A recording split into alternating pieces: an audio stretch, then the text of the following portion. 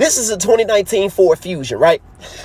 But not just any Ford Fusion. It's the Ford Fusion Sport.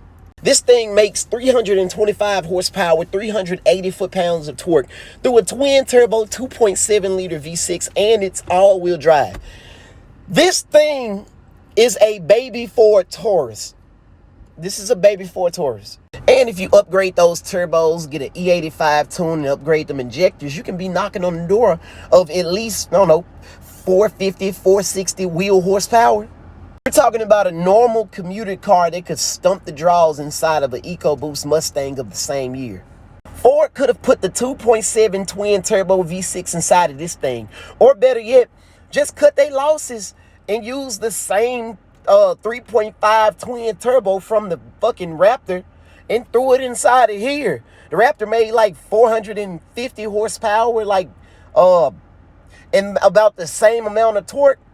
So I would not understand why wouldn't they just, I don't know, they just ass backwards, man. But we shouldn't be impressed.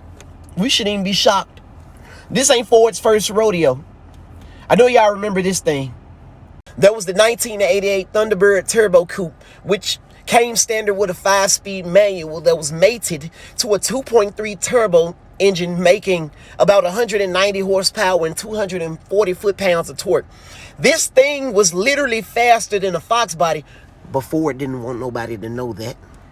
Then the 90s came. We got the Ford Taurus SHO. Now, these things are absolutely crazy. These things walk anything from Mustang, Fox bodies. At the time, the SN95 Mustangs came out. They walked those too. The C4 Corvette and a lot of other vehicles. Nobody expected this out of a Yamaha-powered family sedan.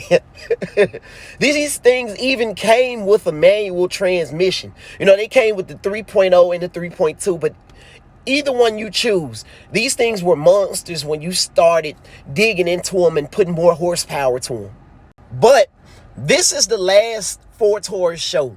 Ford no longer makes sedans at all, just crossovers of the Mustang, you know, the Ford trucks and things of that nature. But this right here, the last Ford Taurus, it was powered by a 3.5-liter twin-turbo V6, had an automatic transmission. It was all-wheel drive. This thing right here this is the last true sleeper from Ford, besides the Ford Explorer ST.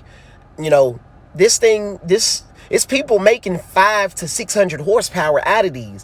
I just don't like them because these things have the potential to make you swallow whatever evidence in your car, thinking these people the police. I can't. The guys that drive these are crazy now. You can't sleep on these.